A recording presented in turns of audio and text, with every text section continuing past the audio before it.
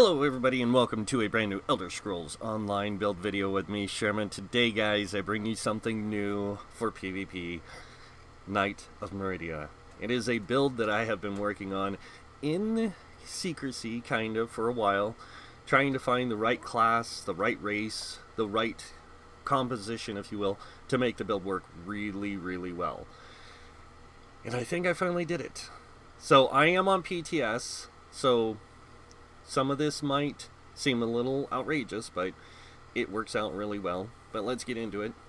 Taking a look at the race and the class, we are a Wood Elf Dragon Knight for this. Yes, Wood Elf is going to be your best option for this because as you can see, we have a 1663 stamina recovery. We have 12,000 magicka, 28k health, and a 31k stamina. And we are coming in at 2,569 on the weapon damage. The crit's not too bad, 24%. But look at those resistances. Spell resist coming in at 24k, 22k on physical, and 2127 critical resistance. This build is a beast also. Because not only do you have the 2569 weapon damage, when you are fully buffed up with the build, just to show you guys, 3509 weapon damage, and that doesn't include the weapon damage enchant we have on the back bar, which takes us up over 4k weapon damage, and we can even get higher. We can almost get 5k weapon damage with this setup. Alright, moving on now. We are running the Warrior Munda Stone because we do want that improved weapon damage. We do have Battle Spirit because we are in PvP. As you can see, our health is increased by 5,000. Our damage taken, healing received, and damage shield strength is decreased by 50%. And our ability range of 28 meters or more is increased by 8. So we don't have to worry about that. We're not using a bow or anything. We are using Dubious Cameron Throne to give us the max health, max stamina, and the stamina recovery. Now there is another food that gives you health recovery. That's pretty good. It gives you a little bit more stam, a little bit more health, so it will put you almost over the 32,000 mark, which is really good. Alright, let's get in and take a look at the gear. We are using tripods for this because we do use magicka, we do use stamina, but we don't have to worry about stamina recovery, and the health recovery on this is pretty nice, so tripods are going to be really good for this build. You will be using them quite a bit when you're off cooldown. But let's go ahead and take a look at the gear. And this is where things get really, really interesting. Because we are running Balra's Guise. And now the reason I chose this set is because, one, it gives you weapon damage. It gives you a little bit of spell damage. You don't have to worry about that. But it's mainly that two-piece bonus that it offers. When you use an ultimate ability, you gain weapon and spell damage for 10 seconds, equal to twice the amount of total ultimate consumed. Now our main ultimate is going to be Dawnbreaker. Dawnbreaker is going to give us 250, I believe, or 250 ultimate or weapon damage on top of what we already have. So that 300 or 400 and something plus that 200 and something is going to put us just about somewhere around close to 5k weapon damage. And that's insane. I think I have it set up here where I can show that. Yeah. So we get 4k weapon damage with our enchants and everything. We don't, this is without the ultimate gen thing. So we have 3,800. So yeah, just over 4,000. Okay, 4,000 weapon damage is still pretty high for a sword and board build. But let's go ahead and go back in here and take a look at the rest of this gear.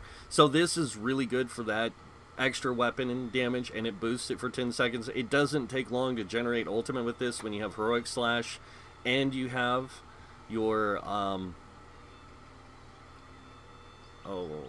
Heroic Slash and your ultimate gen from Mountain's Blessing. Yeah, you get a lot of ultimate with this. So moving on, the next set we are using is Meridia's Blessed Armor. This is incredible in PvP because you can make it to where enemies become blind.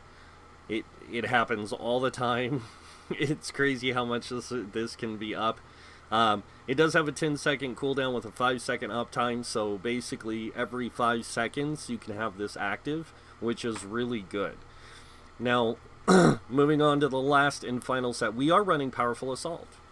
Now, the reason I chose Powerful Assault, because Powerful Assault is really good group support, because you can give yourself weapon and spell damage, but if you're running in Cyrodiil and you're running in a group, or if you're playing in Battlegrounds, in no CP, you still have like a 29k stamina. It's ridiculous. In fact, if you do that, it's better to put all stamina enchants on your gear, so that way you get the maximum stamina, and you still have about a 26k health for Battlegrounds, and you will have around a with potions and everything, I think you end up with like a 1800 still on the stam recovery, which is really good in Battlegrounds. And you still have maintained the same, almost the same resistance as what you have here. Everything else is almost the same, so it's still really powerful even in no CP Battlegrounds. Alright, so let's go over the traits. The Mundus, we already went over the Mundustone Warrior, but let's go over the enchants and the traits. So on the gear here, we are running Impin on the big pieces and on our shield. This is going to give us really good Impin. As you can see, CP plays into this. If you are running in no CP, run all Impin on everything.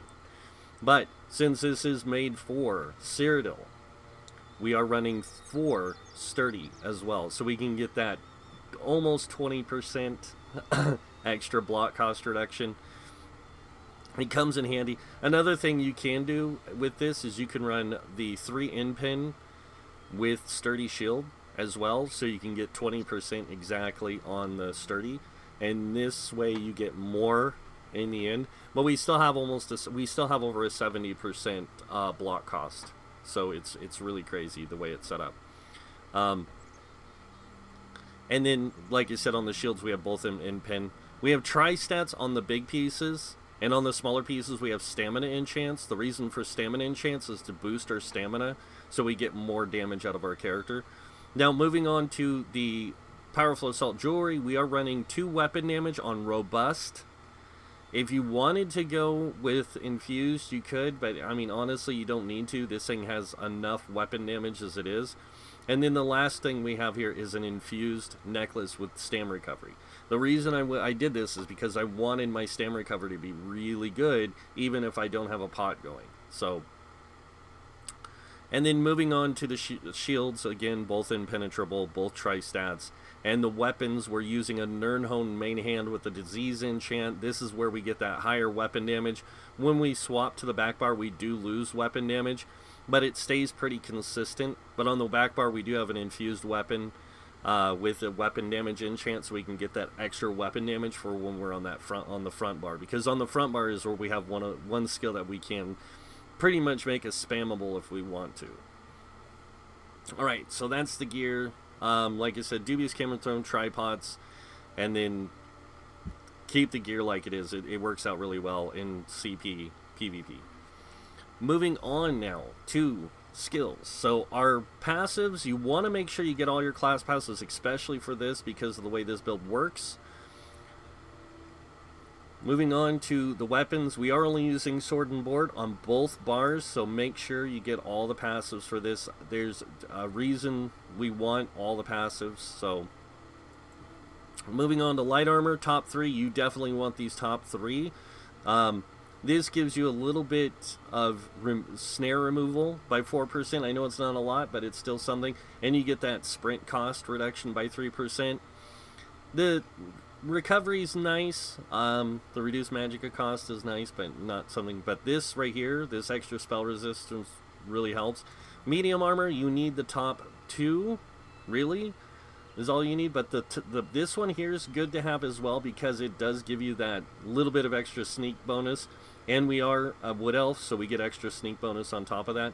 And we get the dodge roll cost reduction here, which is really good. Heavy armor, you want to get all the passives. It's very important you get all these passives. Being a DK, for 1, you get extra healing received. With this, you get another 8%. And then when you add in this, you get major vitality. or minor vitality, which increases your healing received again by 8%. You actually have a ton of healing received on this build, and that's why Green Dragon's Blood with Resolving Vigor works so well in combination with each other. I'll get to that when I go over the skills. Soul Magic, I mean, you can be a vampire with this build or a werewolf, it's up to you, but honestly, you don't need it. The way this build's set up, it works super well. The only reason why I have these is because for PvE reasons. Moving on to the Fighters Guild. Fighters Guild, you want the Dawnbreaker smiting, that's going to be important, but you want to fill out all the passives here, because not only do you fight players in Cyrodiil, but there is going to be times where you might be in an area where there's going to be some stuff where it can help you generate ultimate, like Undead or Daedra, so this is a really good way to help you get ultimate while you're in PvP. Slayer's just important because you want that 3% extra weapon damage from having this slotted. Undaunted, you want both Undaunted passives here, really important. And then moving on to Alliance skills, you want to get Resolving Vigor. Resolving Vigor, you have to have this. It's crazy how powerful it is. Wood Elf, the reason I chose Wood Elf, one, they get 21% stam recovery. They're the only race that gets this high of stam recovery, and DKs get no stamina recovery whatsoever. So this really helps you with recovery, even though you will be getting Helping Hands or Mountain's Blessing, or Battle Roar, sorry, from Dawnbreaker, but it just doesn't give you a lot back. It gives you some. And then Helping Hands from anytime you use an Earth and Heart ability, which the only one you're really using is Igneous Weapons, unless you want to use Corrosive Armor to do some extra poison damage. It's really good, but again, not something you're going to be spamming. Mountain's Blessing is where a majority of this build plays great, and that's because anytime you cast your buff to buff your weapon damage, you also give yourself Major Brutality and Minor Brutality with this. On top of that, if you're in combat, you also generate 3 ultimate. This effect occurs every 6 seconds. So every 6 seconds, you're getting 3 ultimate on top of what you get from Heroic Slash and heavy attacks. So lots of ultimate gen on this build. Alright. Moving on to the potions. Excuse me. Medicinal use, really important. You want those potions to be on a faster cooldown so you can use them more often. And then the food, you want it to last longer, because you don't want to be sitting in the middle of combat, lose your food buff, and then... So getting that extra 20 minutes can play a difference in this. Alright, now, on to the skills. Starting with the main bar, we have Invasion. This is a very powerful skill. I know it shows a very small tooltip, but when you are fully buffed up, like I said, this thing actually does a decent amount of damage. It can crit, and I have crit with this skill on this build for about 8k, 9k, depending on the person's resistances and stuff like that. But I have gotten about a 9k crit out of this, which is good. On top of that, 4-second stun, amazing amount of stun, and then the longer the distance you travel, which you have up to 22 meters, increases the stun duration for longer. So this is really cool for that. Next up, we have Venomous Claws. I don't need to explain, you can see for yourself. Lots of damage up, decent damage up front, lots of damage over time, and then on top of that, poison seeps into the target and deals increased damage the longer it lasts, dealing 12% more damage every 2 seconds. So the more damage you let it tick for, the more damage it deals. So you want to apply this and then leave it alone. Next up, we have Pierce Armor. Now this is that kind of spammable skill, because we're in PvP, we don't have to worry about the taunt. But with that Major Breach, Major Fracture really helps with this. Does really good damage, because it does apply that Major Breach, Major Fracture. I have crit people with this skill to 12k. This thing is just crazy. Now, moving on, we have Resolving Vigor. We have this here because it's a super powerful heal for us, and it heals allies around us. And anytime we use it, we do buff people with Powerful Assault, which is good. And when you're in BGs, you're going to be in a group of 4 people, so this plays well with Powerful Assault in BGs. In Cyrodiil, try to only be in a group of 4 people at most, so you can offer this buff to them. It's great. It boosts their weapon and spell damage, that kind of stuff. It's a crazy setup, but it works out really well. Next up, we have Green Dragon's Blood. We have this here because we can heal ourselves for 36% of our missing health. We also gain Major Fortitude and Major Endurance and Minor Vitality. So we increase our health recovery by 20%, our stamina recovery by 20%, and our healing received by 8%. But because of the Draconic Power passive, Burning Heart, while a Draconic Power ability is active, your healing received is increased by 12%. So this is really, really, really going to boost that heal, because we're going to go to a 20% because of Green Dragon's Blood. Then on top of that, we have another 10% from CP. So now we're at 30% healing done or received. And then on top of that, we have extra healing received from wearing 5 pieces of heavy armor, another 8%. So we go to 38% healing received. This thing you can power heal yourself all the time. And then when you throw Vigor on top of it, if you've already got Vigor going, you drop Green Dragon's Blood, do it again, now your Vigor's hitting for more, as you can see. This is Cyrodiil, guys. So that's some pretty decent healing from Vigor. And then your Green Dragon's Blood, of course, will also heal for quite a bit when you're down on health. So next up, we have Dawnbreaker's Smiting. This is a great stun. Also does good damage up front, good damage over time. Also a bonus. And then moving on to the back bar, we have Reverberating Bash. We have this to apply Major Defile. This also does decent damage and stuns the target. So we got a stun. We got 3 stuns so far. And we've got the Major Defile on this, which reduces our healing and health recovery by 30% for 4 seconds. So really good. Next ability we have on our bar is Noxious Breath. This is basically here for those annoying groups of people when you get a big ball on you. If you drop this on them, you'll see them spread out. Because now they're like, oh man, this guy could just Major Fracture all of us. So this can apply Major Fracture, which is really good. It does damage up front, damage over time. And then it does that Major Fracture. Really good. And you can boost the damage of this to close to, I say close to 10k, because it is. And then when you have all your buffs, everything, this thing does do over 10k damage. Really powerful. That's over time. So next ability we have Heroic Slash. This is also another one you can spam. Does really, really powerful damage, as you can see, 7,777. It also does a CC, reduces their movement speed by 60% for 4 seconds. It also applies Minor Maim, which reduces their damage done by 15% for 12 seconds. And you also get Minor Heroism, giving you Ultimate Gen. Yeah. Alright, next ability. We have Igneous Weapon. This gives us Major Brutality, Major Sorcery. We just want it for the Major Brutality to give us that extra weapon damage. And on top of that, we get Minor Brutality, so we get 30% increased weapon damage when we have all of our buffs. Like I said, this thing gets a lot of weapon damage. Next ability we have is Unstoppable. Now, recently, if you guys didn't know, with the Murkmire patch, they reduced the cost of this. It used to be a lot more expensive. Now it's cheaper, but not super cheap. But as you can see, you can intensify your physical presence to gain Major Resolve and Major Ward. This is going to be your buff for your resistances. It gives you 5,280 for 28 seconds. And then it also grants you immunity to knockback and disabling effects for 4 seconds.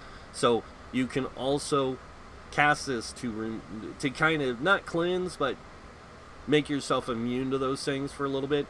And then you also get the heavy armor, for each piece of heavy armor worn, the duration of your Major Ward and Major Resolve lasts 5% longer. So that's why we're up to 28 seconds. Next skill we have is here, because it's just too good. And if you have the ultimate to use it, you do poison damage to the nearby enemies for 10 seconds. It does 1,000 something. But while active, all your physical attacks ignore physical resistance. So all the things you do. This is one I like to use when I really want to burn somebody down. I pop this. I get that 400 extra weapon damage. And then on top of that, everything I do is going to do maximum damage. And when I have all my buffs, and I have like that 4K weapon damage, all my abilities for 10 seconds are going to do really, really powerful damage. So, really good skill for that. And that is the gear, the skills, and everything. Now let's jump into CP. Starting with the red tree, I did do some mod adjusting of it to get more balanced in here. So we have 56 in Ironclad. This reduces damage taken from direct damage attacks by 20%. We also get resistance. We have 42 points in here. This is where we're getting an extra on the end pin side. This increases our crit resist by 1095. We also get invigorating bash. When you bash, you have a 20% chance to heal yourself, which is kind of good. We have phase. Whenever you roll dodge, your physical and spell resistance is boosted. And then we have resilience. When you take critical damage, you heal for 312 health. So it's kind of a nice trade-off altogether. Now, moving on. We have 40 in the thick skin. This is going to reduce damage taken from damage over time effects by 16%. We have 32 in the hardy, reducing physical poison disease damage by 8%. We have 32 in the elemental defender, again reducing flame, frost, shock, and magic damage by 8%. Now we have all this in here because we want to get bulwark. This gives us our shields, increase our resistances by 1500. We also get critical leech. Whenever you deal critical damage, you heal yourself. You don't crit too often, but it's nice. And then moving on over here, we have 16 into Expert Defender. This gives us reduced damage taken from players, light and heavy attacks by 10%. So we can save ourselves on some of the damage we take. We also have 43 into Quick Recovery, giving us another 10% healing received. And then 9 into armor, heavy armor focus, to give us a little bit of extra physical resist. Moving on, we have 40 into Warlord, reducing our break free cost by 16%, 23 into Sprinter, reducing our sprint cost by 14%, 23 into Bashing Focus, because we are a sword and board wielder, bashing people is really good. This gives us a 14% reduced cost. And then moving on over here into the middle green tree, we have 43 into Mooncalf, increasing stamina recovery, 43 into Tenacity, increasing our stamina return from fully charged heavy attacks by 10%. And then moving down here, we have 56 into Shadow Lord, reducing our block cost by 20%. 40 into Tumbling, reducing our dodge roll by 16%. 2 into Befoul to boost our Defile by a little bit. And then moving into the blue tree, we have 43 into Bless. This is going to boost Green Dragon's Blood and our Vigor. So anything we can do to make our survivability a lot better is important. We have 35 into Physical Weapon Expert. This is going to boost our light and heavy attacks by 20% with Sword and Board. That's really, really powerful. And then we have 40 into Master at Arms, also boosting direct damage done by 16%. Light and heavy attacks are direct damage on Sword and Board. So is Reverberating Bash, Heroic Slash, all that's direct damage. The only skills we have that aren't considered direct damage but have direct damage elements is Noxious Breath and Talons. So everything we do is pretty much has some direct damage benefit. So really good there. Moving on over here, we have 56 in the Mighty. This is going to increase our physical poison disease damage by 12%. We have 40 in the Thaumaturge to increase our dot damage from our Noxious Breath, our Talons, and from the Dawnbreaker. So really good there. And then we have 40 into Precise Strikes. This just increases our critical damage and critical healing done by 16.2 or 16.2%, but it's 16%. So we actually boost our critical heals from Vigor and Green Dragon, or well, from Vigor, not our Green Dragon's Blood. But we want that Vigor to heal for more than, yeah. And then we have 16 into Piercing. This is going to increase our physical pin by 54. With us having the the other stuff, oops, we do go up to a 6k, almost 7k physical pin on the enemies, so not bad. It's not too bad. But yeah, that's pretty much the Knight of Meridia. Now, I am going to put this together on live, but it'll be on a Dark Elf, not a Wood Elf, because I have only Dark Elf. I have a Dark Elf and a High Elf Dragon Knight on live, so I'm going to probably put together this on my Dragon Knight on live.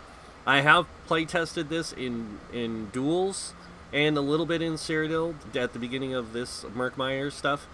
So I did get to experience this build a little bit beforehand, and I can tell you this thing is scary. A lot of people were really amazed at how survivable this build was and how well it worked out. I'm going to try and find some combat. I know it's going to be with NPCs, but I want to find some combat so I can show you guys the effectiveness of this build. NPCs in Cyrodiil, by the way, do have 18.5 or 18,200 resistances because they are considered elite mobs or dungeon type mobs. I didn't know if a lot of people knew that. So we can go out here and I can show that. I'm just gonna ride out here. There's a couple things out here I can show this build a little bit of its ability out here. So, but yeah, I love this build. I was totally surprised. I never really cared for DK until I put this together, and I started messing around with it. And next thing you know, I fell in love with this one build. Like, when it comes to DK, there's one thing I've never really liked. Like, I like certain builds that I've made now, but this one, Dragon's Rage, and yeah, that's pretty much it. Are the ones I really like for playing in Cyrodiil. It's just, it works out really well. You've got a lot of, like you said, you've got a lot of damage with the build, and it's got a lot of survivability, and that's what makes it so good.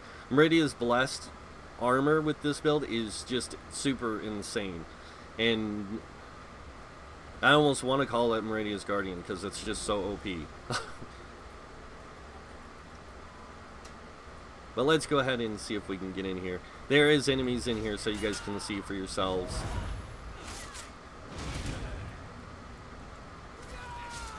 How well this build can work.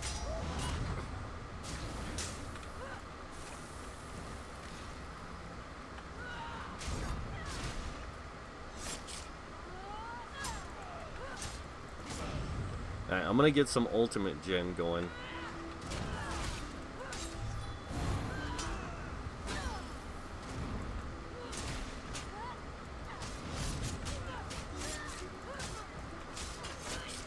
Alright, now I got some ultimate. Now I want to show you guys that thing. So like when what I look like when I'm fully buffed up. Let me go find an enemy. Alright, here we go. So first we're gonna go ahead and buff up with all this, and then I'm gonna do my vigor. I'm gonna Horror Slash him, and then I'm gonna Dawnbreaker him and switch bars. 4,635 weapon damage, as you guys can see there. So it makes everything hit harder, way harder, and it just works out really well. That's why I like this build. I love that monster set. I don't have it on live, unfortunately, so I've been using Bloodspawn to get more ultimate gen for Dawnbreakers. But as soon as I get it on live, it's going on my character, on my PvP character, and I'm gonna live with this build for a while in PvP. I don't know what it is, but just something about this build is just really, really intense. It's really fun to play.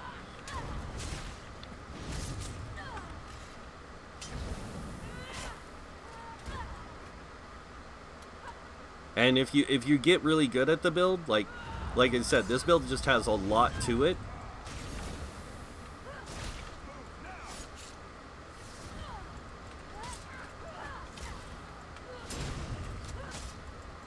And being a DK really helps too, because they get 10% extra block damage, so they actually get 30% block mitigate. Like, you can block 30% of incoming damage.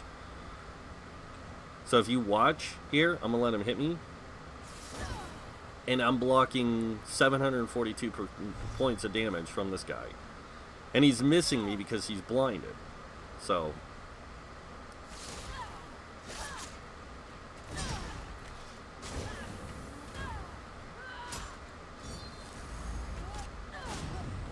$10K heavy attack there. But like I said, it's just crazy. So... Oops. Wrong one.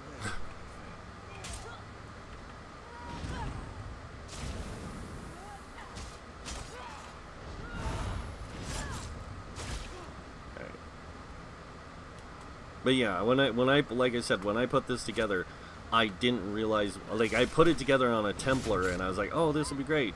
And then I said, well, what would it be like on a DK? And then I tried it and I was like, wow, because now I have more abilities at my fingertips that I can use that I didn't have on the Templar.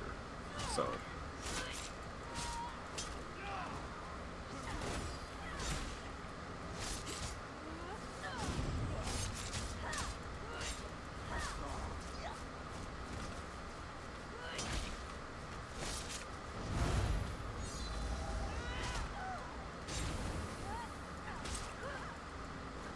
And then, yeah, I played a little bit in BGs, tried playing it in BGs. Unfortunately, there just wasn't enough people on half the time on the PTS, so it was really hard to find a group for it.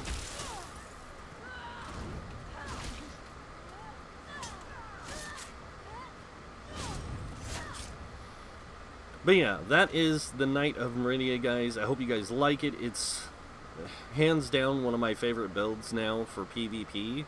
And honestly, I would even say if I could make it work in PvE, I would, and I would play this in PvE as well to tank with, because even though it doesn't look like it's a powerful build, like damage-wise, it is a really, really powerful build, and it just works out really well.